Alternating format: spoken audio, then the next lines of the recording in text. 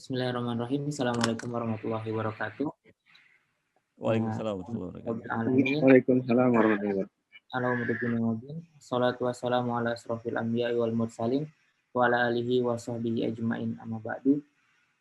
Alhamdulillah, segala puji bagi Allah Subhanahu wa taala yang telah memberikan banyak nikmat kepada kita semua, sehingga kita bisa berkumpul ya untuk mengikuti acara Doc Talk hari ini dengan tema tips aman melaksanakan isolasi mandiri COVID-19 yang insya Allah nanti akan langsung diberikan oleh ahlinya, yaitu Dr. Sefa Wicaksono, spesialis penyakit dalam.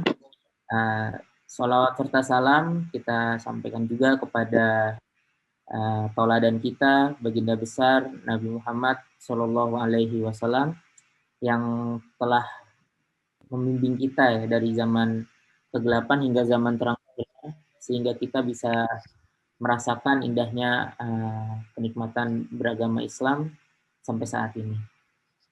Sebelumnya saya ingin menyapa dulu guru saya, Dr. Sefa Wicaksono. Selamat pagi, dokter.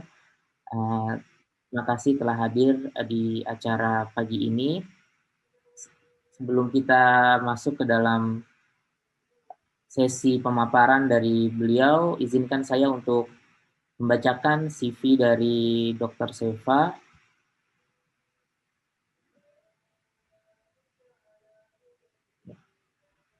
Dr. Sefa Wicaksono Pitoyo, spesialis penyakit dalam, konsultan pulmonologi dan konsultan intensive care, lahir di Jakarta tanggal 8 Maret 1968. Untuk alamatnya di One Park Residence Gandaria, Tower B3AF, Kebayoran Baru, Jakarta Selatan.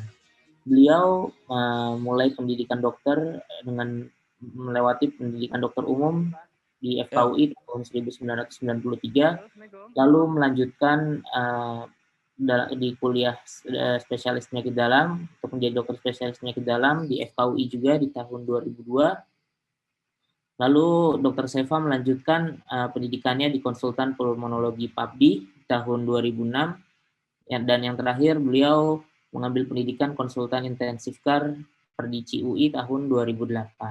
Saat ini Dr. Sefa merupakan staf divisi respirologi dan penyakit kritis Departemen Ilmu Penyakit Dalam di FKUI RSCM. Selain sebagai staf divisi respirologi dan penyakit kritis, beliau juga diamanahkan sebagai kepala HCU Public Wing di RSCM dan kepala ICU di RS Sariasis Ciledug. Beliau saat ini juga menjabat sebagai tim dokter COVID-19 di RS Pondok Indah. Dalam berorganisasi, beliau diamanahi sebagai Sekjen Perpari, yaitu di Perhimpunan Respirologi Indonesia, dan beliau juga tergabung di Kolegium PAPDI, Perhimpunan Dokter Spesialis Penyakit Dalam Indonesia, dan beliau juga merupakan anggota Perdici, yang itu merupakan Perhimpunan Dokter Intensive Care Indonesia. Dan yang terakhir, beliau menjadi ketua tim ad hoc COVID-19 di PAPDI. Tanpa berpanjang kalam, untuk mengefektifkan waktu, izinkan saya mempersilahkan Dr. Sefa untuk menyampaikan materi. Kepada Dr. Sefa Wicaksono Pitoyo, spesialis penyakit dalam, konsultan pulmonologi, konsultan intensif care, waktu dan tempat dipersilakan. Untuk pemaparan waktu 30 menit ya dok, izin. Baik, terima kasih jazakallah khairu jaza Dr. Asmi atas waktunya. Terima kasih juga kepada seluruh panitia. Apakah suara saya cukup jelas? Jelas dok. Jelas, dokter. Saya izin share screen, ini juga sudah tampak ya. Baik. Jadi topik yang diberikan kepada saya kali ini adalah bagaimana panduan isolasi mandiri dan kapan saja. Secara umum ini akan mencakup pasien atau penderita COVID yang ringan atau tidak bergejala. Saya ingin memulai dulu dengan hadis ini. Hadis di mana Rasulullah pernah menyampaikan yang diriwayatkan dari Abdullah bin Maslamah yang mengatakan at-tauna ayah arjaza ibtilallahu azza wa jalla bihi anasa min ibadihi fa idza sami'tum bihi fala tadkhuluha alaihi fala tadkhulu alaihi wa idza waqa'a bi ardi wa antum biha fala tadfaru minha Jadi wabah atau taun itu adalah satu ayat kekuasaan Allah Azza wa Jalla yang sangat menyakitkan dan dia ditimpakan kepada hambanya. Jika kalian mendengar berita suatu wabah taun, jangan memasuki suatu daerah. Dan jika taun telah sampai pada suatu daerah dan kalian di sana, jangan keluar daripadanya. Ini juga tentu berlaku pada kelompok-kelompok kecil masyarakat, yaitu rumah itu sendiri. Ya, kalau mendengar di satu rumah itu ada wabah, ada kejadian klaster, tentu jangan memasuki rumah itu. Bukan tidak boleh mendekati, memasukinya jangan. Tetapi juga jangan kalau sudah terjadi, jangan keluar dari situ. Ini akan menjadi dasar kita, dalil kita untuk artinya secara syar'i pun kita terkena keperluan dan keharusan untuk melakukan isolasi di rumah. Saya akan memulai pembahasan dari derajat kasus dulu ya. COVID-19 itu WHO membagi derajat tidak berat, berat, dan kritis. Jadi kalau pasien sudah jelas confirm positif COVID, kalau tidak ada gejala berat dan kritis, maka dia dimasukkan ke dalam tidak berat. Baik itu gejalanya ringan atau tidak bergejala sama sekali. Nah, sementara kalau berat itu adalah apabila dia melakukan pulse oximetry, barangkali sudah pada dengar semua, yaitu ada alat yang ditempel di jari, di situ akan dilihat persentase dari oksigen darah yang persentase oksigen dalam darah lah secara ringkas begitu. Kalau dia turun di bawah 90% itu masuk berat. Kalau nafasnya lari di atas 30 kali per menit, jadi seperti orang habis lari-lari, 30 kali semenit, atau kalau anak kecil dia nafasnya memburu kelihatan, atau kelihatan sesak nafas, maka itu kriteria berat. Kalau lebih daripada itu, kriteria kritis, itu kriterianya akan bisa dinilai oleh dokter di rumah sakit. Nah, tetapi pada panduan WHO ini, mereka merekomendasikan bahwa panduan itu pelaksanaannya, bagaimana penanganannya, dan juga pembagian rincinya itu otomatis harus disesuaikan dari setiap negara. Ini panduan umum. Dan dengan demikian maka di Indonesia membaginya tidak dengan 3, karena terkait dengan penata laksanaan tempat pasien itu dirawat. Jadi Indonesia membaginya menjadi 5, yaitu tanpa gejala dan gejala ringan. Ini masuk kelompok yang nantinya akan harus isolasi tidak di rumah sakit. Yang disebut sebagai tanpa gejala itu tidak ada keluhan sama sekali. Kalau gejala ringan itu ada keluhan sama sekali, jadi walaupun satu, walaupun cuma lemes, walaupun cuma pusing, tetapi tidak ada sampai tanda radang paru-paru, pneumonia artinya radang paru-paru, atau kurang oksigen. Sementara gejala sedang itu semua adalah apabila ada gejala radang paru-paru tapi tidak berat. Kemudian kalau berat, ya sesuai dengan kriteria WHO, hanya kemudian Indonesia memakainya tidak kriteria saturasi 90, tapi kita lebih dini saturasi 93. Dengan pertimbangan bahwa orang Indonesia suka lalai kalau kita menggunakan 90 takut terlambat, sehingga 93 kita gunakan untuk patokan gejala berat. Gejala kritisnya kurang lebih sama. Jadi pada kelompok WHO yang menyebutkan sebagai non severe, tidak berat, itu dibagi 2, ringan dan sedang. Sementara tadinya yang di WHO tidak ada kriteria tanpa gejala, kita memasukkan dengan gejala. Kenapa ini pembagian dilakukan? Karena tadi kita mempertimbangkan ketersediaan rumah sakit dan juga kondisi penderita yang mungkin akan justru merasa tertekan ketika harus dirawat, sementara dia sebetulnya tidak merasa punya sakit yang berarti.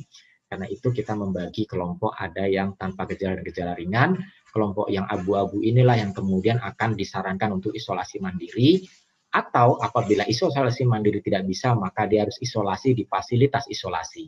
Entah itu hotel, atau kemudian di Jakarta membuat wisma atlet, atau di daerah-daerah punya wisma-wisma hotel tersendiri. Itu kira-kira orang-orang yang akan harus isolasi mandiri. Jadi, bagaimana isolasi mandiri atau di fasilitas isolasi itu? Rekomendasinya adalah isolasi 10 hari sejak pengambilan swab bagi mereka yang tanpa gejala.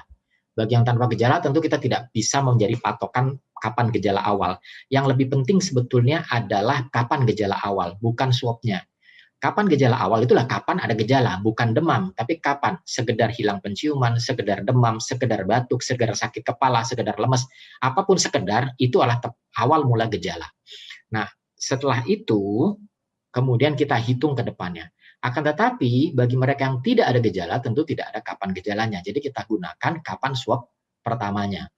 Ketika swabnya positif pertama, maka isolasi adalah 10 hari sejak itu.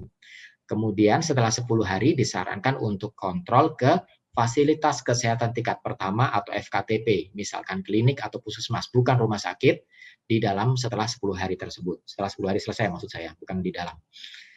Nah, apa yang dilakukan ketika tanpa gejala ini isolasi? Disarankan untuk meminum vitamin C, itu bisa 3-4 kali sehari yang tablet besar yang 500 mg selama 2 minggu terpenuh. Atau juga bisa juga tablet isap boleh selama 30 hari, atau obat-obat multivitamin yang mengandung vitamin C yang biasanya digabung dengan vitamin B, vitamin E, ada zinc. Yang lain adalah disarankan menggunakan vitamin D. Itu bisa dari 400 sampai 10.000 dan bisa sampai, bukan 10.000, 1.000 bisa sampai 1.500. Jadi tidak perlu terlalu tinggi. Ada tablet-tablet yang sampai 5.000, 10.000 saya pikir tidak, kalau bisa tidak dikonsumsi, 5.000 masih bisa, akan tetapi sebetulnya 1.000, 2.000, 1.500 itu cukup. Kemudian tentu obat-obat apabila ada mau ditambahkan, itu obat-obat yang sifatnya seperti buah, yaitu antioksidan. Ada obat yang menggunakan, yang obat batuk yang juga bisa berfungsi sebagai antioksidan, seperti yang mengandung N-acetylcysteine. Terus pertanyaannya bagaimana dengan obat-obat yang lain? Obat-obat yang lain silahkan digunakan, termasuk obat gula, barangkali yang punya sakit gula, kalau punya darah tinggi, kalau menggunakan obat-obat yang ada ACE inhibitor, yang akhirannya pril, captopril, ramipril, atau yang ARB, kelompok ARB itu kelompok yang sartan-sartan, sandesartan, telmisartan. Nah, itu bisa diteruskan, tapi disarankan untuk konsultasi ke dokter penyakit dalam atau dokter jantungnya. Nah, terus bagaimana kalau ringan? Itu tadi yang tanpa gejala. Kalau ringan, disarankan startnya, isolasinya itu dihitung dari sejak muncul gejala. Tadi saya sampaikan gejala adalah gejala. Bukan gejala yang harus khas. Pokoknya gejala adalah gejala. Mau sakit perut pertama kali, mencret pertama kali, sakit kepala pertama kali, itulah start gejala. Sampai 10 hari plus atau dengan syarat 3 harinya bebas demam dan gangguan pernapasan. Jadi maksudnya gejala, entah itu sakit perut atau demam atau apapun, itu paling tidak 7 hari atau lebih. Kemudian 3 hari berikutnya, dia sama sekali tidak ada gejala. Dan ketika dikatakan sama sekali, ya sama sekali. Bukan sedikit, masih batuk dikit, masih sakit kepala sedikit. Bukan, tapi tidak ada gejala sama sekali yang kemudian dipertegas dengan tidak ada demam dan tidak ada gangguan pernapasan. Gangguan pernapasan itu adalah batuk, sesak gitu ya.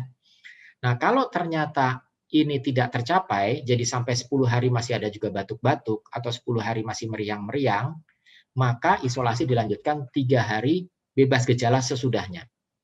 Ya, jadi tidak perlu menunggu 2 minggu, menunggu 10 hari, terus 3 hari terakhir sudah tanpa gejala, terutama demam dan batuk, dan juga pilek atau sesak tidak ada, itu bisa dipertimbangkan keluar.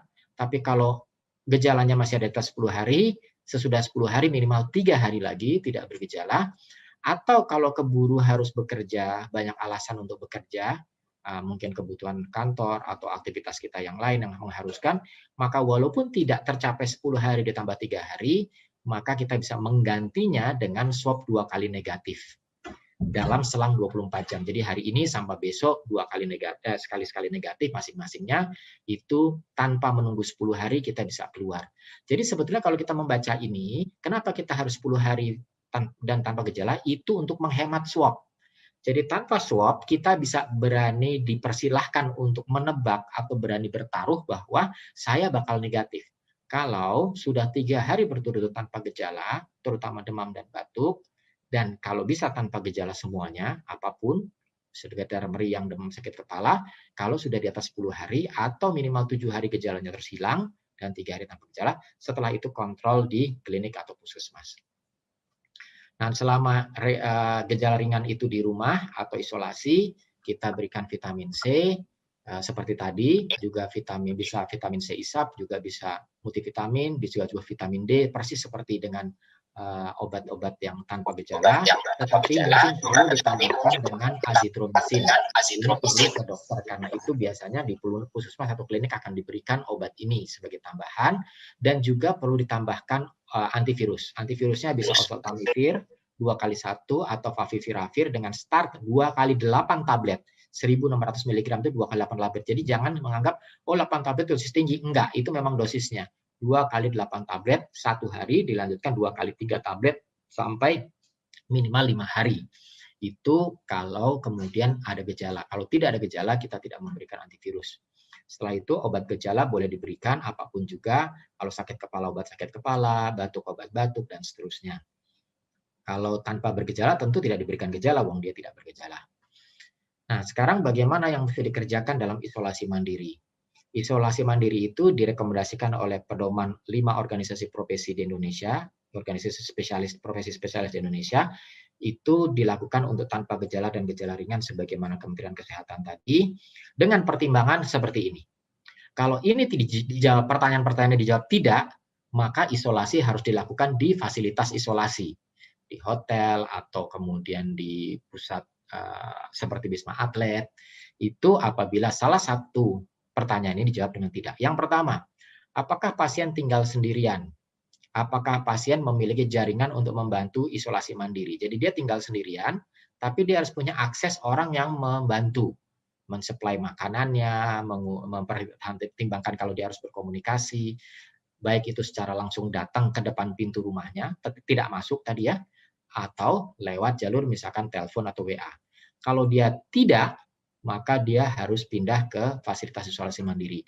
Nah, inilah mungkin peran dari yayasan ini, juga mungkin teman-teman yang punya akses ke eksekutif atau legislatif, itu mungkin bisa membantu bagaimana cara mendapatkan seperti ini, bagaimana akses untuk mendapatkan hotel, bagaimana akses untuk mendapatkan masuk ke Wisma Atlet, itu yang mungkin bisa difasilitasi dari teman-teman termasuk di yayasan ini. Barangkali satu amal baik yayasan ini seperti itu, membuka layanan untuk memberikan akses ke sana.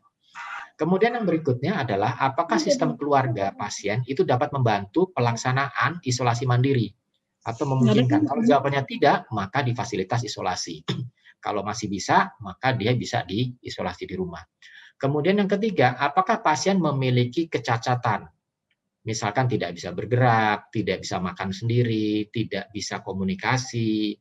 Nah, adakah harus pelaku rawat, orang yang merawat? Kalau ada keluarga ya harus mendapatkan bantuan pelaku rawat, adakah keluarga yang bisa ditugasi untuk menjadi pelaku rawat dengan dilatih untuk bagaimana merawat secara baik?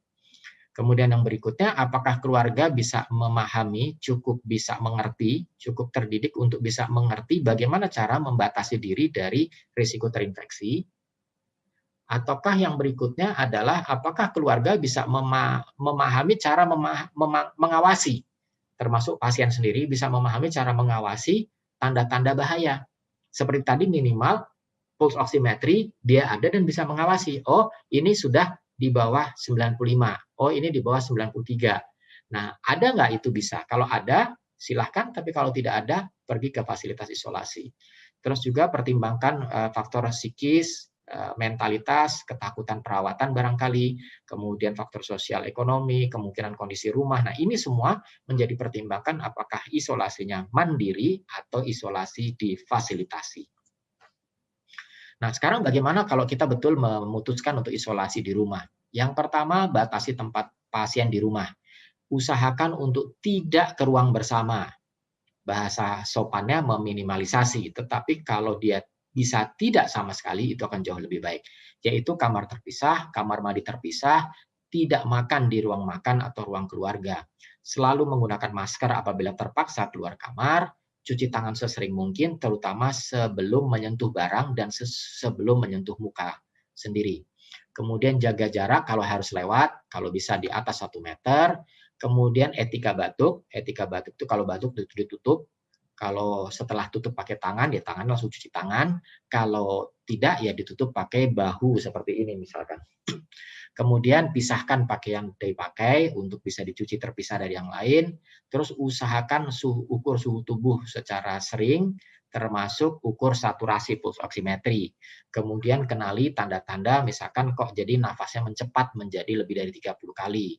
Dan segera untuk melapor ke FKTP apabila ada perburukan keadaan. Jadi untuk lingkungan itu harus diperhatikan bahwa ventilasi atau cahaya udara tidak perlu takut untuk membuka jendela ke halaman. Yang penting di halaman di balik jendela jangan banyak orang lewat. Ya, tapi sebetulnya tidak terlalu masalah kalau sesekali ada yang lewat. Nah, kemudian buka jendela secara berkala, walaupun sebagian waktunya mungkin akan ditutup, tapi sesekali waktu dibuka. Pada saat dibuka, beri waktu kira-kira 3 jam atau minimal 1 jam orang tidak lewat di balik jendela itu. Kemudian kalau ada keluarga yang masuk membersihkan kamar gitu ya, itu usahakan memakai masker atau sarung tangan yang langsung dibuang. Kalau pakai yang dipakai ulang setelah selesai dari membersihkan kamar itu langsung dicuci. Kemudian jaga hygiene pribadi yang membersihkan itu. Kalau membersihkan kamar, maka setiap kali selesai membersihkan, buang APD-APD tadi, langsung mandi keramas. Itu yang disarankan.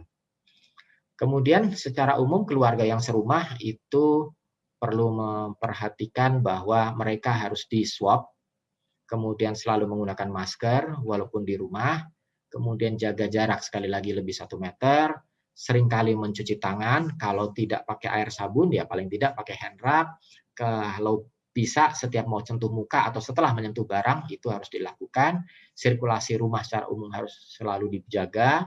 Terus bersihkan semua yang tersentuh oleh pasien. Begitu ketahuan pasien keluar kamar menyentuh sesuatu, itu langsung dilap dengan desinfektan. Nah, itu secara umum gambarannya. Saya akan coba tampilkan dulu mengenai apa yang disarankan oleh WHO. Kita lihat bahwa WHO itu menyarankan untuk seluruh dunia dalam arti mungkin tidak semua tempat memiliki fasilitas atau kemampuan untuk yang seperti yang saya bahas tadi.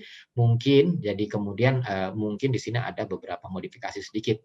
Yang pertama adalah diingatkan, kalau kita punya batuk atau demam, maka itu sering cuci tangan.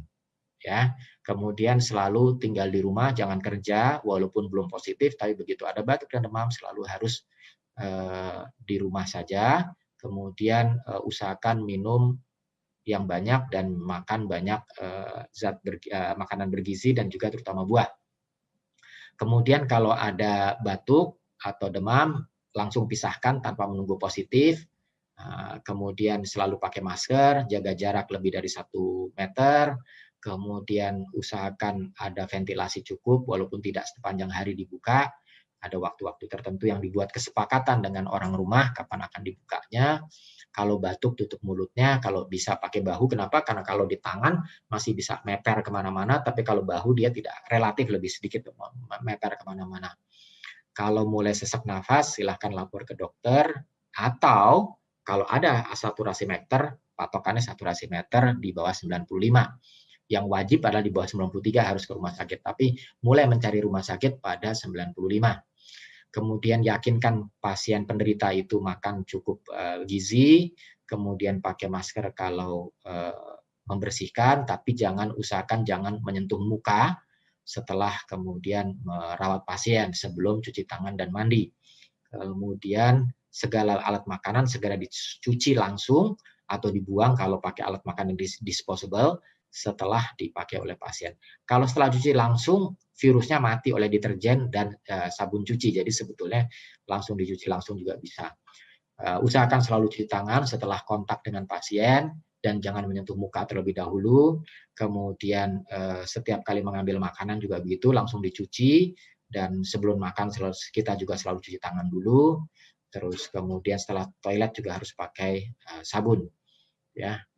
Alat makan bisa dipisahkan dan setelah selesai dipakai oleh yang sakit harus selalu dicuci sebelum kemudian dikeringkan. Tadi saya sampaikan dilap semua peralatan yang tersentuh ketika dia keluar rumah. Kemudian apabila kelihatan ada gejala lagi muncul dari anggota keluarga yang lain, segera dikirim ke FKTP untuk diperiksa.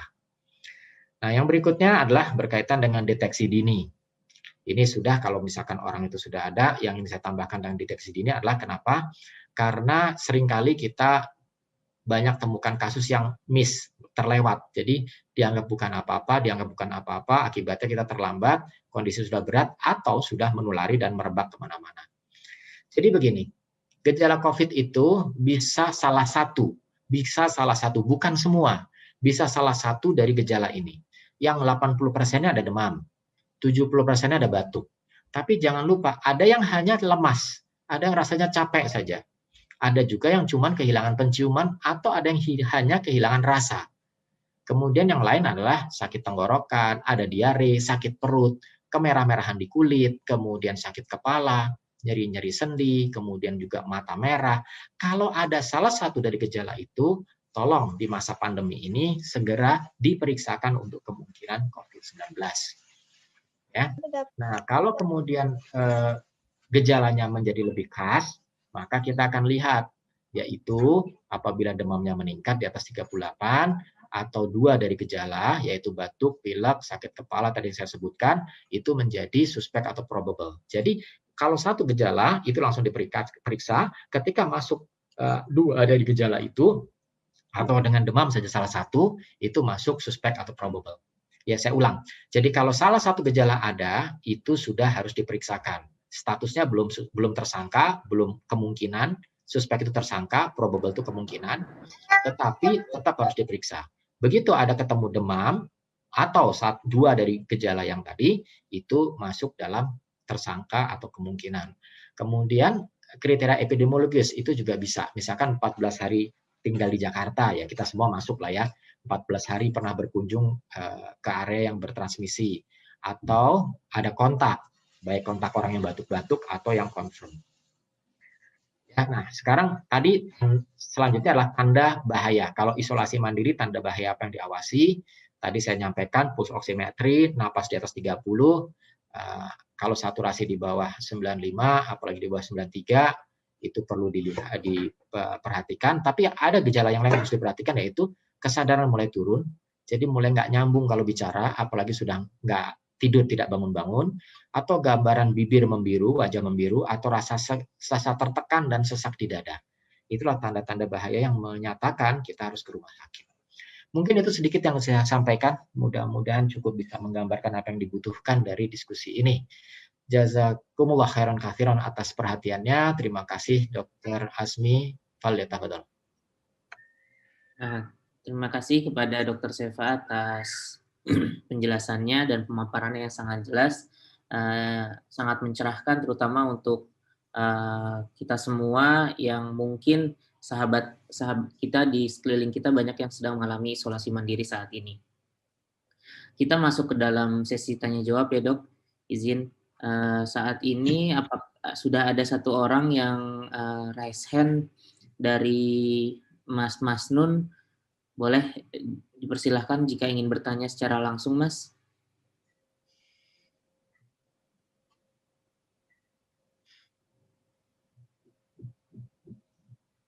Boleh kepada Ibu ya. Ini Ibu Mas Nun atau Mas Nun? Dipersilahkan boleh jika ingin langsung bertanya kepada Dr. Sefa.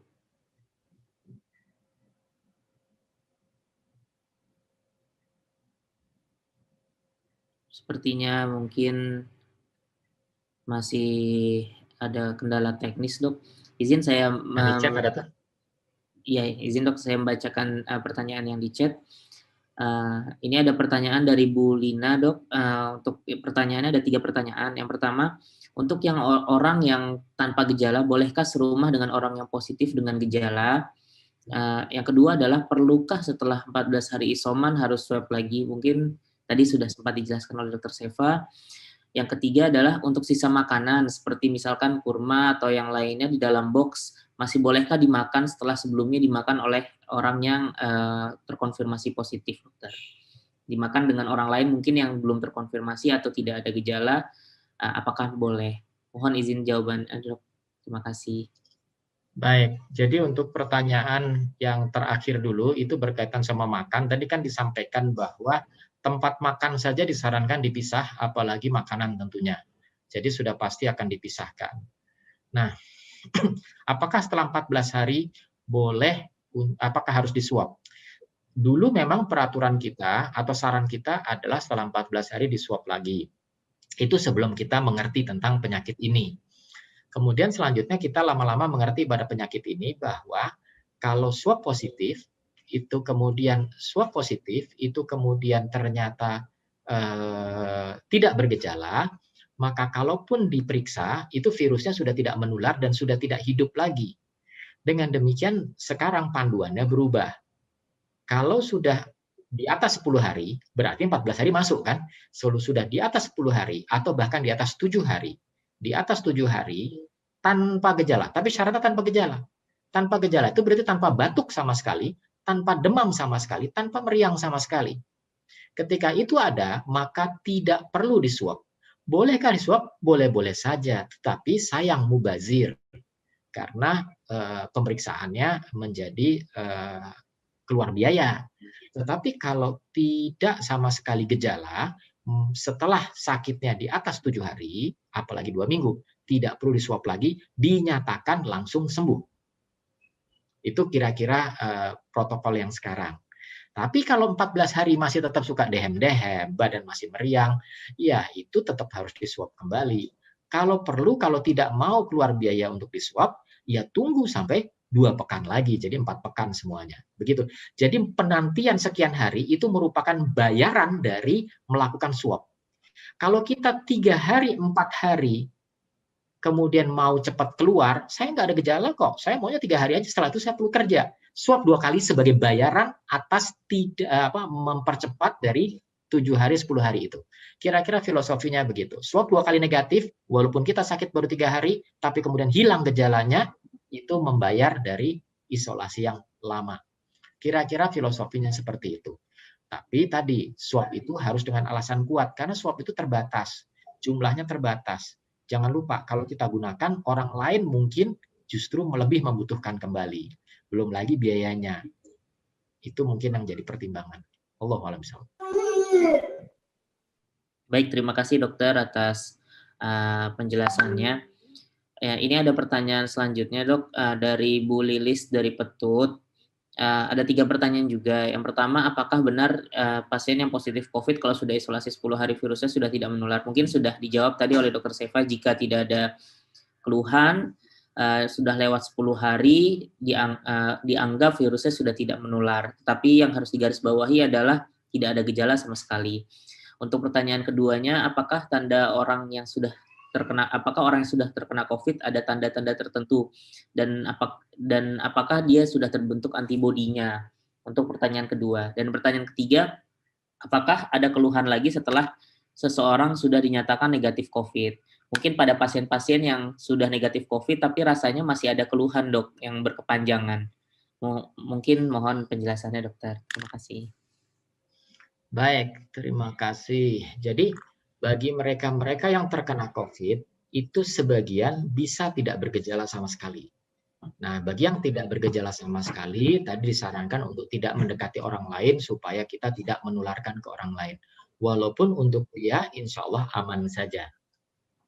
Tapi kalau kemudian bergejala, apa gejalanya? Tadi sampai sampaikan bahwa gejalanya bisa demam, bisa batuk, bisa lemes, bisa kemudian hilang penciuman, hilang pengecapan, bisa mules, sakit perut, sesak nafas, mencret.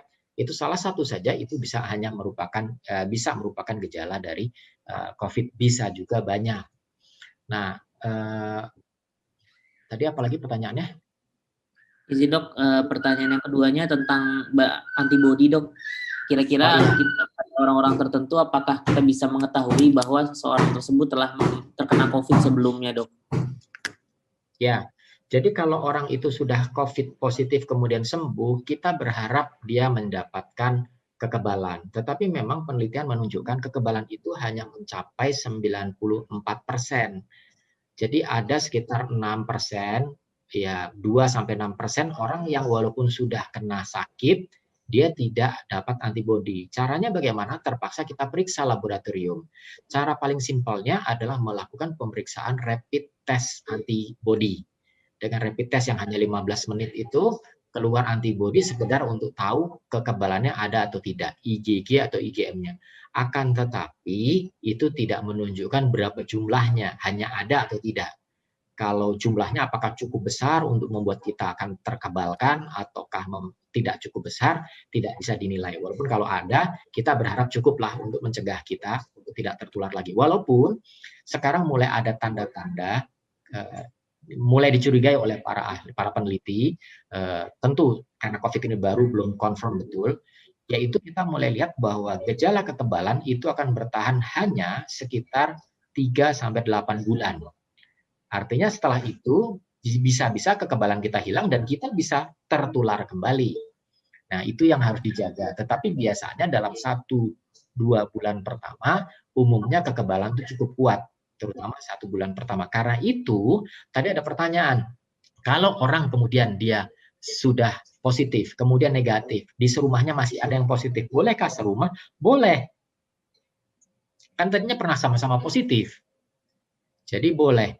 Memang dianjurkan kalau positifnya dari tempat yang berbeda, misalkan satu keluarga, kebetulan rezekinya kenanya dari tempat yang berbeda. Satu pulang dari kantor, satu pulang dari Surabaya, kemudian sama-sama positif ketemu di rumah itu. Kita khawatir virusnya berasal dari strain yang berbeda. Itu masih bisa saling menularkan. Tapi kalau misalkan seorang ayah tertular di kantor, pulang ke rumah, 2 hari kemudian ada anggota keluarganya yang tertular di rumah. Ya sudah, 2 orang itu bisa disatukan rumahnya. Kenapa? Karena dua-duanya berasalkan dari strain yang sama, kemudian tidak terjadi saling menularkan. Kalau menularkan sudah sama-sama saling punya. Jadi walaupun gejala dan tidak bergejala, kalau sama-sama satu positif, tentu bisa satu rumah. Lebih baik tentu kalau bisa berjarak 1 meter masing-masingnya, jadi tidak bersentuhan, tetap berjarak betul. Tapi kalau terpaksa harus satu kamar pun tidak apa-apa. Kan tidur juga bisa dijarakkan untuk lebih dari 1 meter setiap kali. Itu kira-kira jawabannya. Allahu a'lam bishawab. Terima kasih dokter.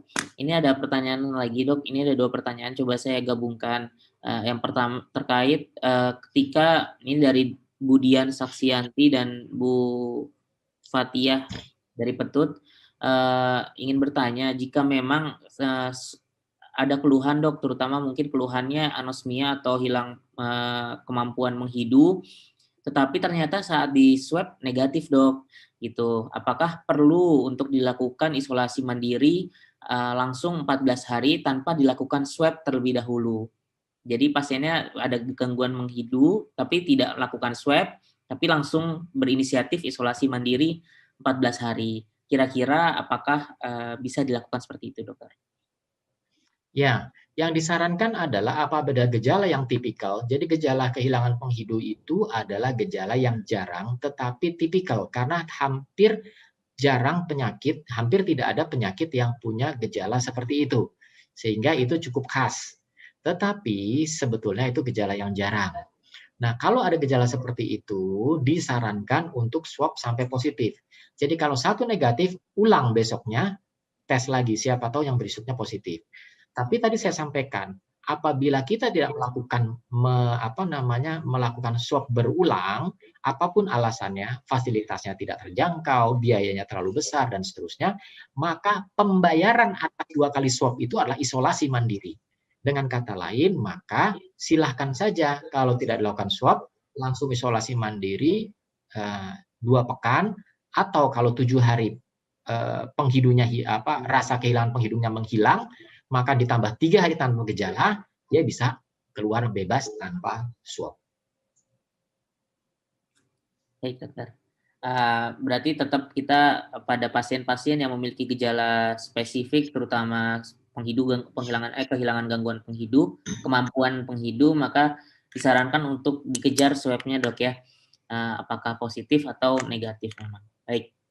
Nah selanjutnya dok, ini ada pertanyaan dari Mas Hendri dari Ulu Jami. Pertanyaannya ada 3. Yang pertama, untuk isolasi mandiri, apakah boleh kita mencampur atau mengkonsumsi obat-obatan herbal ketika isolasi mandiri? Yang kedua, pada pasien yang long COVID, seberapa sering kita harus melakukan check up ke dokter untuk check up rutinnya gitu. Ketika misalkan mungkin pasiennya dianggap sudah melewati isolasi mandiri, swabnya sudah negatif, tetapi keluhan ini masih ada gitu. Kapan kita perlu melakukan swab ulang atau kontrol ke dokter untuk mentata laksana keluhan yang saat ini dirasakan.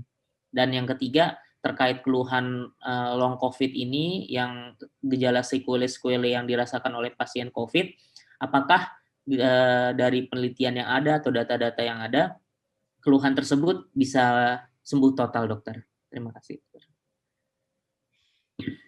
Ya, baik. Kita mulai dari yang terakhir ya. Apakah kalau masih ada keluhan itu bisa sembuh total? Kalau melihat dari gejala sisa, saya membayangkan akan ada orang-orang yang pada akhirnya akan ada gangguan sisa di paru-parunya. Akan ada, berarti bukan banyak.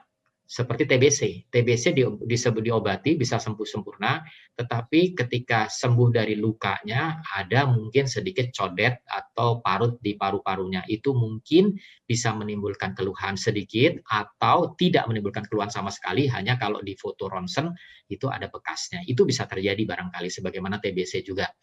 Tetapi sebagian besar itu kalau yang kita lihat dari lapangan, dari selama ini mengobati pasien-pasien seperti ini, itu ada beberapa yang 1 bulan, 2 bulan, 3 bulan, itu masih bergejala, tapi setelah 4 bulan biasanya tidak ada keluhan lagi. Yang paling banyak itu. Bisa juga cepat hilangnya kalau gejalanya dari syak pertama tidak berat. Jadi nggak usah khawatir, kita tawakal dan terus berdoa, insya Allah Allah berikan jalan yang kemudian kita bisa mendapatkan kesembuhan yang sempurna.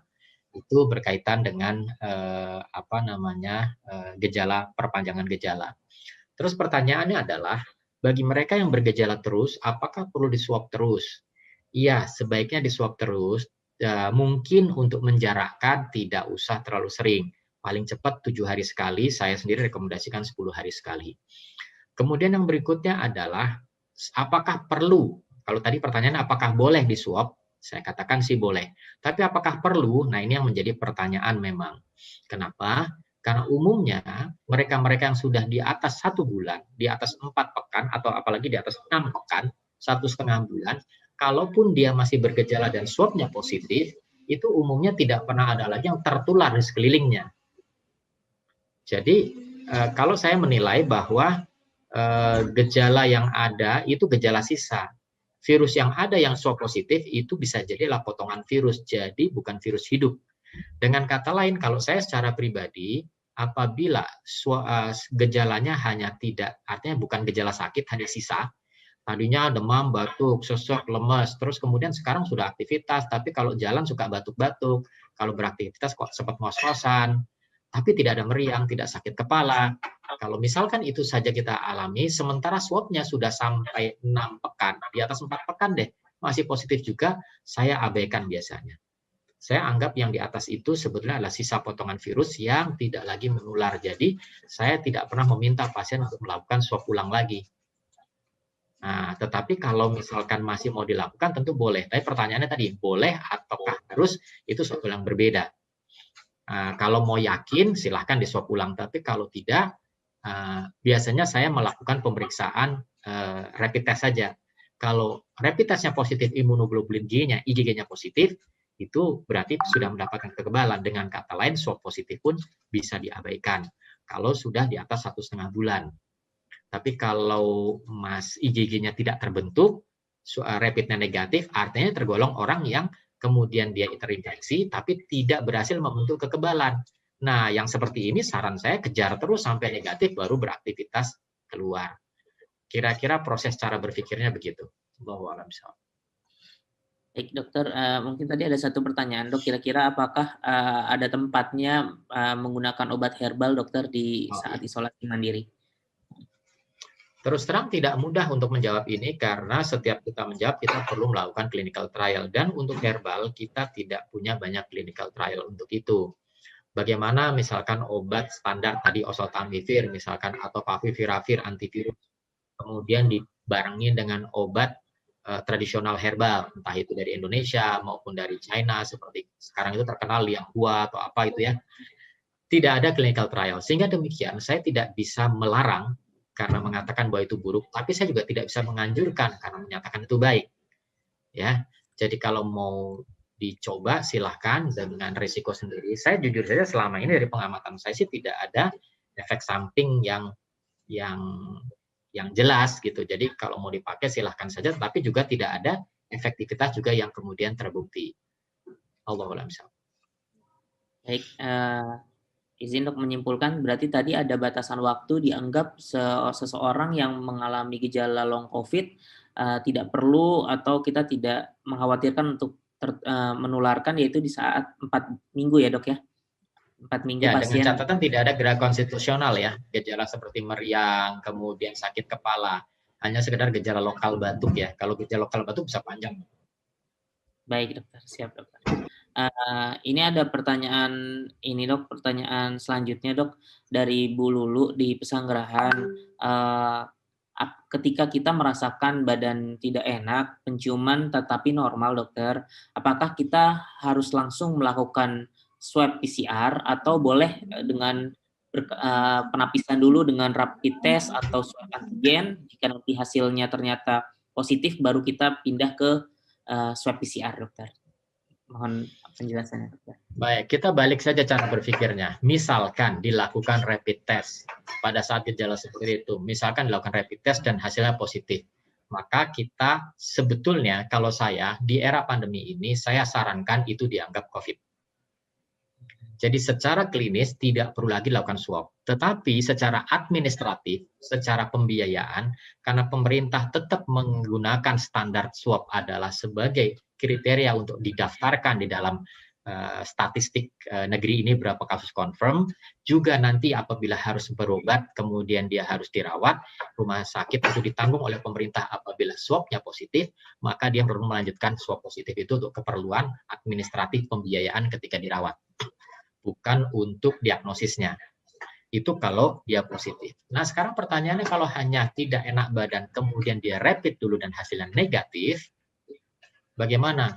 Jawabannya kita tidak bisa menyingkirkan COVID. Masih mungkin COVID karena rapidnya false negatif. Nah, kalau begini ada dua pilihan. Dengan badan tidak enak, isolasi saja mandiri. Kalau isolasi mandiri, kalau kemudian gejalanya sebelum 7 hari hilang, kemudian dia menunggu 3 hari tidak ada lagi gejala, maka dia bisa keluar. Kalau dia tidak isolasi mandiri, maka membayarnya adalah dengan swab tadi. Jadi sangat bergantung dari kebutuhan kita untuk bergerak. Kalau kita tidak punya pekerjaan apa-apa nih, cuman kelihatan ya udah isolasi aja deh di kamar saja. Banyakin baca Quran, banyak belajar barangkali gitu ya. Nah, itu silahkan. Tapi kalau sangat perlu sekali kita beraktivitas, ya untuk menebusnya adalah melakukan swab. Kira-kira begitu. Baik, dokter. Terima kasih, dok. Ini ada pertanyaan lagi, dok. Terkait dari Muslim Kamil dan Erika Amelia. Pertanyaannya, apakah seorang ibu yang melahirkan dengan kondisi positif COVID, bayinya akan otomatis positif atau perlu dites untuk bayi yang baru lahir tersebut? Terima kasih, dokter. Ya, bayi belum tentu positif dari ibu melahirkan.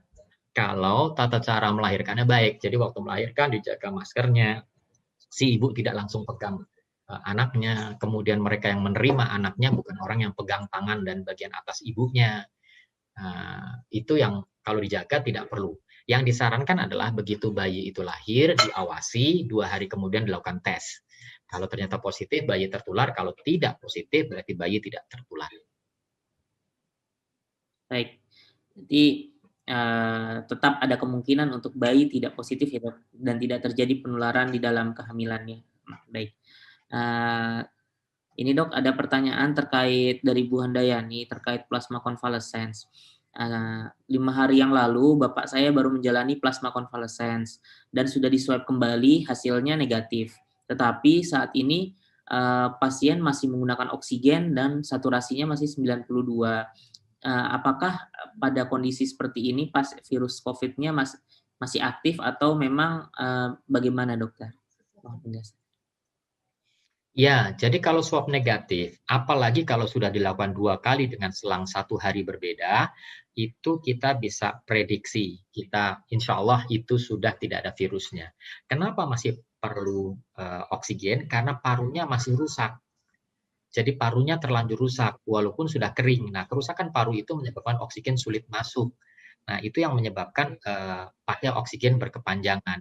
Itu yang kemudian tadi timbul pertanyaan, mungkin nggak ini jangan-jangan seumur hidup saya akan begini terus? Jawabannya mungkin saja karena ini virus belum sampai setahun, jadi kita tidak tahu bagaimana 2 tahun, 3 tahun ke depannya. Kan virus ini ada baru di dunia ini, jadi belum tahu kita. Tetapi sebagian besar umumnya 3 bulan itu sudah bisa recovery sempurna. Jadi insya Allah kita berharap sabar sedikit, nanti juga setelah 3 bulan mungkin oksigen akan bisa dilepas. Ya, tetapi memang yang penting adalah yang saya ingatkan berkaitan dengan isolasi mandiri ini adalah bukan kepada yang sudah negatif ini. Kalau misalkan masih bergejala, kemudian dia swabnya masih positif walaupun sudah sampai 2 pekan barangkali, itu tetap di keluarga jangan abai, tetap menjaga, karena seringkali banyak klaster keluarga ya, makan bersama, kemudian masih buka masker, jadi tetap harus dijaga agar masker tertutup atau terjagalah dengan kasus seperti ini. Allahu a'lam. Terima kasih dokter. Ini kebetulan sepertinya banyak pertanyaan, tapi mungkin pertanyaannya mirip-mirip dengan pertanyaan sebelumnya dok. Ini ada pertanyaan dok terkait sekolah dok. Mungkin bagaimana pandangan dokter Seva terkait sebagai klinisi yang mau melihat di lapangan terkait keputusan anak yang keputusan wajib sekolah atau tidaknya pada anak-anak saat ini. Terima kasih dokter. Ya, ada beberapa pertimbangan terhadap sekolah ini. Terus terang, Ikatan Dokter Anak Indonesia sampai sekarang tidak merekomendasikan sekolah tatap muka. Sampai sekarang tidak mengeluarkan rekomendasi. Hanya keputusan dari Kementerian Pendidikan lah yang kemudian mempertimbangkan hal-hal yang lain selain faktor kesehatan, yaitu faktor efektivitas pendidikan. Karena terasa memang efektivitas pendidikan menjadi sangat-sangat turun. Itu poin perhatiannya. Nah, terus kemudian, lalu bagaimana? Memang kita punya data bahwa anak-anak usia sekolah, yaitu mereka yang di atas 6 tahun sampai kepada usia 17 tahun, 18 tahun lah ya, jadi berarti mulai masuk SD, SMP, SMA, usia yang sekolah wajib itu adalah usia yang paling tahan terhadap COVID.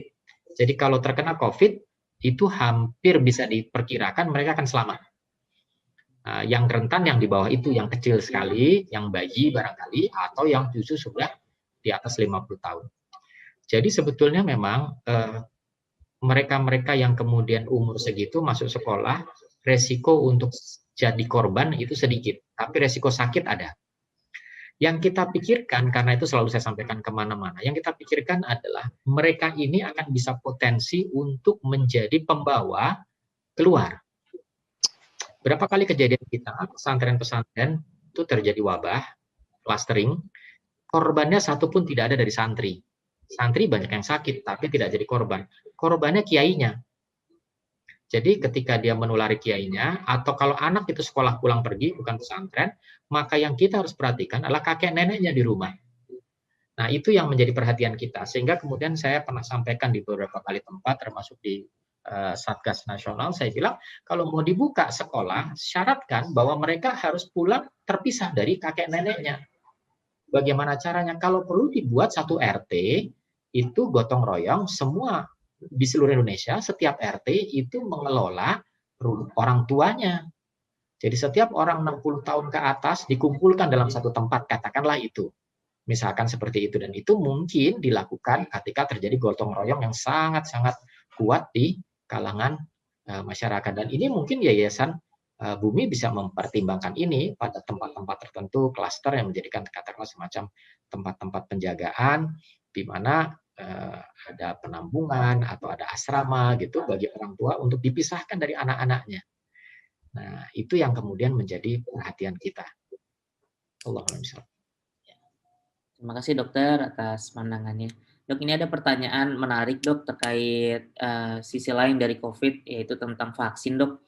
Nah, pertanyaannya dari Bu Dwi dari Ulu Jami, apakah seseorang yang telah divaksin COVID itu masih bisa terkena penyakit COVID gitu? Dan mungkin tambahannya, apakah vaksin COVID ini kan masih banyak dok efikasinya yang berbeda-beda dok. Bagaimana kita memandang terkait hal tersebut, dokter? Terima kasih.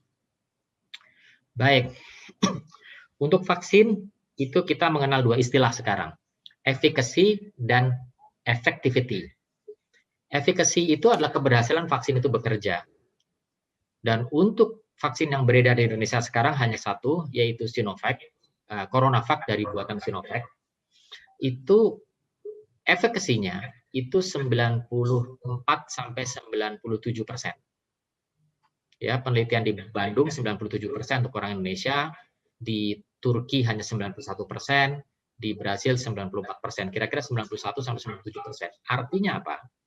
Kalau orang divaksin dengan cara yang benar 2 kali dengan selang 2 pekan, maka dalam waktu 28 hari sejak vaksin pertama, 91 sampai 97% orang akan memiliki kekebalan terhadap COVID. Terhadap SARS maksud saya, virus COVID. Itu terjadi. Jadi dengan kata lain, ada sekitar, kalau ditanya bisa nggak yang tidak tertimbul antibodi atau tidak timbul kekebalan? Bisa, yaitu hanya sebesar sekitar 2 sampai 9%. 2 sampai 9% orang yang divaksinasi gagal mendapatkan antibodi. Jadi saya selalu ibaratkan ini sama seperti kalau kita diberikan bahan pembuat payung, apakah badan kita bisa membuat payung? Ternyata ada sekitar 2 sampai 9% yang sudah dikasih bahan tidak bisa bikin payungnya. 91 sampai 97% bisa bikin payungnya. Itu efficacy. Tapi yang berikutnya adalah efektivitas. Efektivitas itu target utama vaksinasi kan bukan membuat antibodi. Target utama vaksinasi adalah tidak sakit. Peduli amat dapat antibodi kalau tetap sakit. Kan gitu kira-kira. Jadi efficacy adalah dampak langsung dari vaksin, yaitu memang vaksin itu adalah untuk membentuk antibodi, memang terbentuk antibodi, tetapi efektivitas adalah ketika divaksin apakah masih bisa sakit atau tidak. Oke. Penelitian data kita di Bandung sendiri yang dilakukan di Bandung itu menunjukkan bahwa efektivitasnya adalah 65%. Maksudnya begini. Jadi bagi mereka yang kemudian divaksin, terlepas dapat punya antibodi atau tidak berhasil mempunyai antibodi, ternyata masih ada yang sakit COVID juga. Dia punya antibodi, berhasil antibodinya terbentuk, tapi tetap sakit juga. Hanya dia 65% keberhasilannya. Artinya apa? Dari setiap 10 orang yang tidak divaksin, itu ada 65 orang yang sakit. Sebaliknya dari semua orang yang divaksin, itu hanya 35% yang sakit. Ya, jadi dengan kata lain kira-kira 2:1 lah. 2 sampai 3:1. Gitu. Jadi vaksinasi itu berhasil menurunkan risiko sakit, tapi tidak bisa mengeliminasi sama sekali. Karena itu kita selalu bersemangat untuk mengingatkan seluruh masyarakat dan juga pemerintah, tolong jangan melihat vaksin sebagai satu-satunya cara. Vaksin adalah salah satu dari sekian M yang harus dilakukan untuk mengatasi pandemi ini. Jadi kita harus tetap melakukan memakai masker, menjaga jarak, memakai masker, menjaga jarak, mencuci tangan selalu, dan melakukan vaksinasi. Gitu. Jadi kita menambah M yang ada untuk membuat kita semakin mampu mengatasi kondisi ini. Kira-kira seperti itu. Baik, dokter. Terima kasih. Berarti vaksin itu bukan merupakan jalan terakhir ya dok ya, berarti untuk COVID ini sih tetap diperlukan 3M, 4M berarti dok ya, dan menjaga jarak, mencuci tangan, memakai masker, dan mencegah kerumunan, dan melakukan vaksin 5M berarti dok. Yeah. Baik dok. Untuk selanjutnya dok, ini ada pertanyaan dok dari Bu Ade Ernawati dok.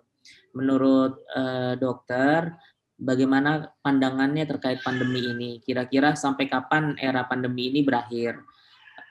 Kira-kira apakah masih terus berkepanjangan virus COVID ini dok? Kalau dilihat dari sejarah pandemi,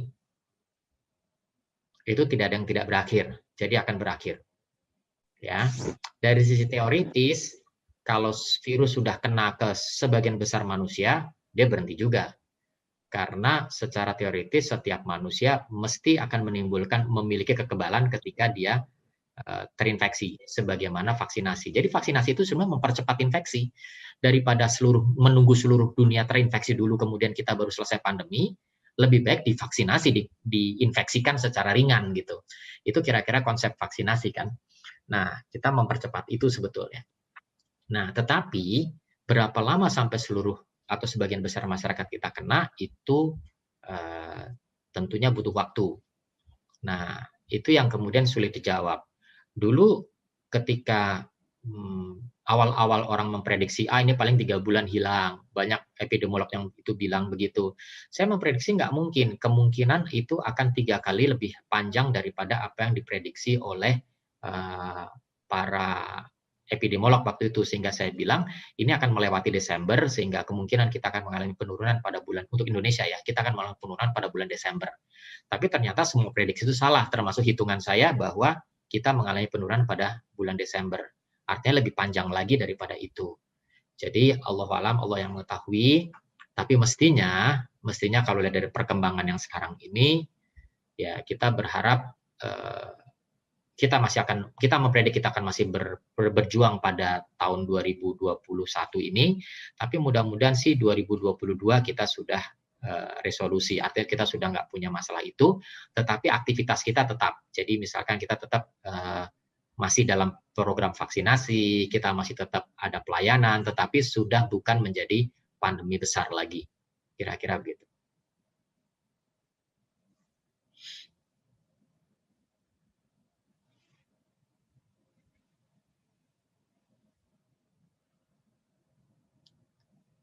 Mohon maaf Dokter Asmi, saya tidak dengar suara dokter. Baik, terima kasih. Berarti ada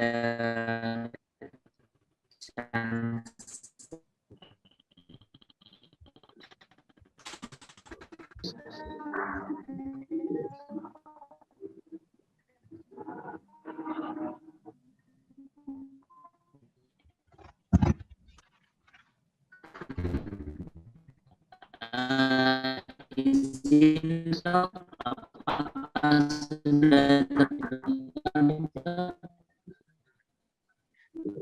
Putus-putus.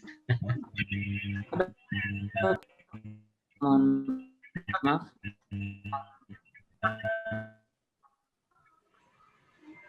Jaringannya itu.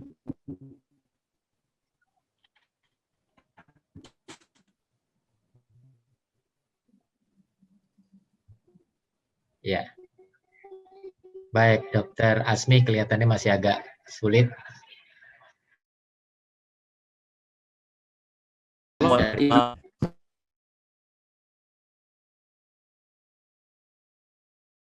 Ya, gue masih ada chat tuh.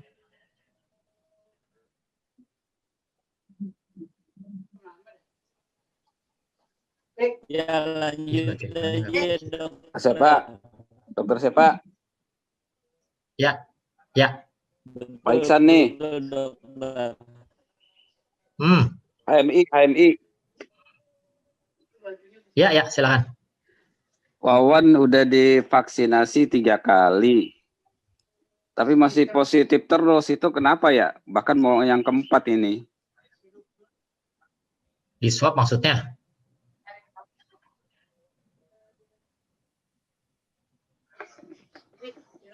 Ya, kalau di swab tadi saya sampaikan, kita seringkali mendapatkan. Ya, jadi kalau di swab, walaupun masih positif, kalau saya melihat klinisnya, kalau klinisnya tidak ada gejala, maka swab positif setelah 4 pekan, apalagi setelah 6 pekan, itu saya abaikan.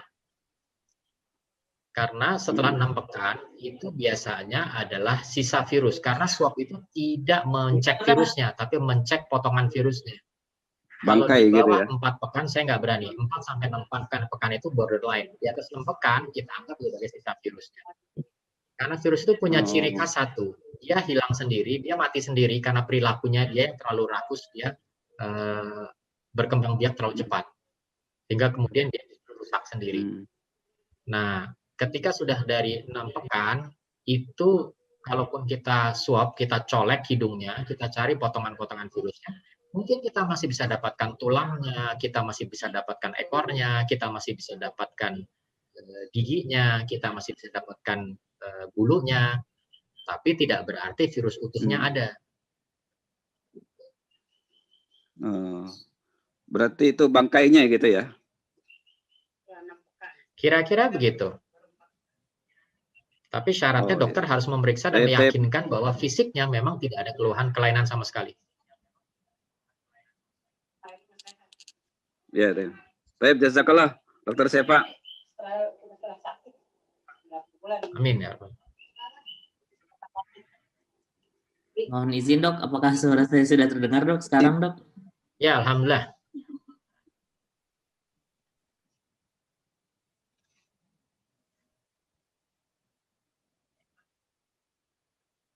Ya. Baik dokter. Izin dok, terdengar ya dok ya? Ya. Ya, baik dok. Mohon maaf tadi ada kendala teknis.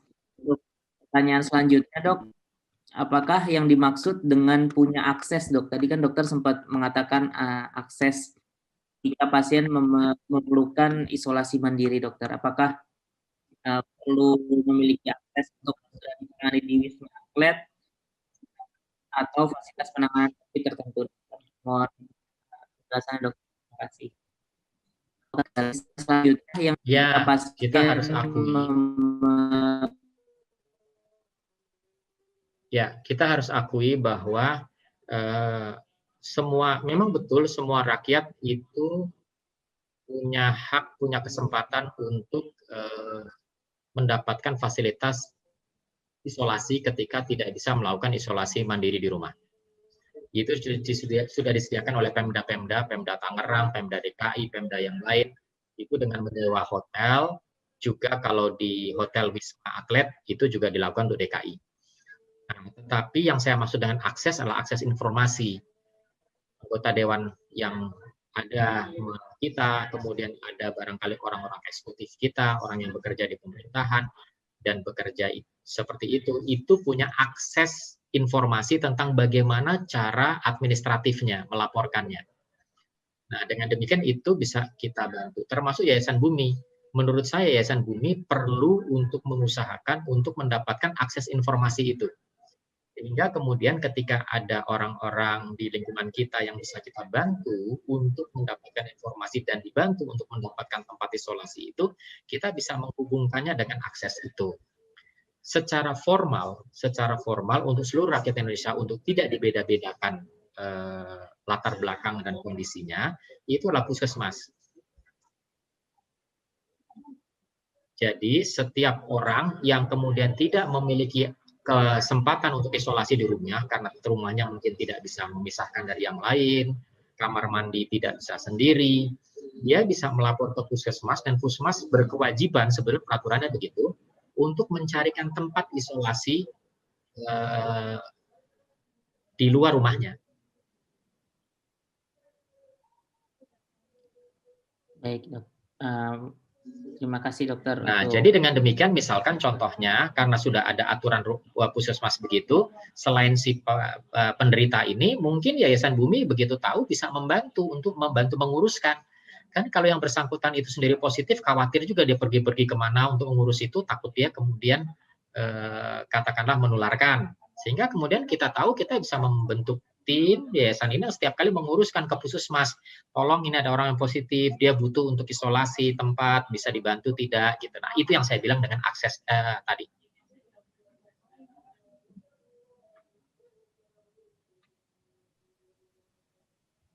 Baik dokter. Terima kasih atas penjelasannya dok. Kita masuk ke pertanyaan selanjutnya dok. Izin dok, suara saya masih kedengeran nggak dok? Jelas. Jelas ya. Baik dok, saya takut nggak kedengeran malah. Ini dok ada pertanyaan selanjutnya dok dari Bu Hamidah. Bu Hamidah pernah membaca, Dok, beliau pernah membaca apakah tubuh ini sebenarnya tidak butuh vaksin, Dok. Jadi sebenarnya bagaimanakah vaksin itu bekerja di dalam tubuh dan terutama untuk si penanganan COVID ini, Dok. Terima kasih. Ya, vaksinasi itu sebetulnya memberikan virus. Tadi saya sampaikan, vaksinasi ini adalah mempercepat infeksi. Pandemi ini akan berhenti ketika seluruh orang sudah pernah merasakan COVID. Kalau seluruh orang secara serentak merasakan COVID, COVID-nya nggak bisa bikin sakit lagi. Sekali COVID, tadi saya sampaikan, mungkin 3 bulan, 6 bulan baru COVID lagi. Lah kalau secara serentak pada bulan ini seluruh dunia itu kena COVID, terus sembuh, setelah sembuh nggak bisa ada lagi yang ditemploi sama kuman COVID-nya, sama virusnya, karena kan semua orang sudah punya kekebalan. Nah, tapi itu kan tidak mungkin terjadi. Kenapa? Pertama, tidak akan terjadi infeksi secara serentak seluruh dunia. Yang kedua, korbannya akan sangat banyak sekali. Kalau di Indonesia 260 juta penduduk, sementara korban COVID itu rata-rata 4%, maka 4% dari 260 juta itu bermakna 10 juta. Jadi kita bersiap-siap menghentikan pandemi ini dengan mengorbankan 10 juta manusia Indonesia saja. Kalau kita mau, itu kita ambil, silahkan. Tanpa vaksin. Nah, terus bagaimana kalau itu tidak mau kita ambil, maka kita berusaha semua manusia terinfeksi dikit-dikit. Nah, itulah vaksin. Vaksin itulah menginfeksi kepada seluruh manusia itu sedikit-sedikit. Sehingga dia dapatkan kekebalan, tetapi tidak sampai sakit. Target ide dari vaksin adalah itu, membuat seluruh manusia Indonesia terinfeksi sedikit, tapi tidak sampai sakit. Harapannya tidak ada korban, karena semua sakitnya ringan atau tidak bergejala. Itu ide dasarnya sebetulnya. Jadi kalau bicara tentang tidak perlu vaksin, iya. Tapi tadi bersiap dengan sekian banyak korbannya. Baik, Dokter. Terima kasih atas penjelasannya. Ini ada pertanyaan lagi, Dok, terkait plasma convalescence, Dok. Seringkali saat ini kita mendapati Jarkoman membutuhkan donor plasma darah, Dokter. Sebenarnya donor plasma darah itu keperluannya untuk apa ya, Dok? Terkait penanganan COVID ini, Dok. Terima kasih, Dok. Ya, jadi orang yang pernah terinfeksi, orang yang pernah sakit, itu tubuhnya memiliki kekebalan terhadap virus itu. Buktinya dia survive. Jadi dia berhasil mengalahkan virusnya itu. Dengan demikian, bagi orang yang masih sakit, kita punya pertimbangan, kirimkan bala bantuan tenaga kekebalan kita kepada yang sudah sembuh ini, kepada orang yang sakit itu, untuk membantu. Dengan demikian, harapan dari orang yang sakit tadi lebih cepat bisa virusnya mati. Jadi, plasma itulah darah dari orang yang pasca sakit COVID, penyintas COVID, survivor COVID, itu diharapkan bisa membantu memenangkan perang melawan virus di tubuh si sakit. Jadi bukan donor plasma kepada sembarang orang, bukan semua donor darah yang dengan golongan yang sama, bukan, tapi golongan darah yang sama dari orang yang memang sudah pernah COVID dan dia survive. Itu sebetulnya yang diharapkan. Nah, nggak mudah. Pertama, jumlah orang yang sakit kan nggak banyak. Kemudian yang kedua, belum tentu kalau udah pasca sembuh dia bisa mendonor. Kalau dia sembuh tapi masih ngos-ngosan napasnya, kesian juga kalau dimintain jadi donor kan, gitu. Atau kemudian dia masih darah tinggi, habis COVID banyak yang masih darah tinggi, tadinya nggak ada jadi darah tinggi. Tentu kita tunggu dulu sampai dia reda. Nah, itu yang seperti itu. Belum lagi juga kalau dia pasca COVID ternyata dia tidak sanggup membentuk kekebalan yang banyak, maka kita tidak juga bisa mengambil. Kalau kita ambil darahnya kita kasih ke orang lain, belum tentu membantu, wong dia tidak punya kekebalan banyak juga. Jadi harus diukur dulu kekebalan dalam tubuhnya sebelum didonorkan. Kira-kira begitu. Baik, Dokter. Terima kasih atas penjelasannya. Jika melihat pertanyaan yang masih ada, sebenarnya masih banyak ya, Dok. Cuman beberapa memang sama inti pertanyaannya dan sudah dijawab oleh Dokter Seva tadi. Tadi merupakan pertanyaan tadi merupakan penutup ya dari sesi pemaparan dari Dr. Seva terkait tips aman melaksanakan isolasi mandiri COVID-19. Saya sebagai moderator mengucapkan terima kasih kepada Dr. Seva atas pemaparannya yang sangat jelas dan mencerahkan kita semua. sehingga kita bisa mungkin lebih yakin dan percaya diri lagi ketika sekeliling kita, sekitar kita didiagnosis atau terkonfirmasi positif COVID. Terima kasih dokter, mohon izin saya tutup pemaparan kali ini. Mohon maaf apabila ada kesalahan dari saya sebagai moderator. Saya izin kembalikan kepada MC. Terima kasih. Assalamualaikum warahmatullahi wabarakatuh.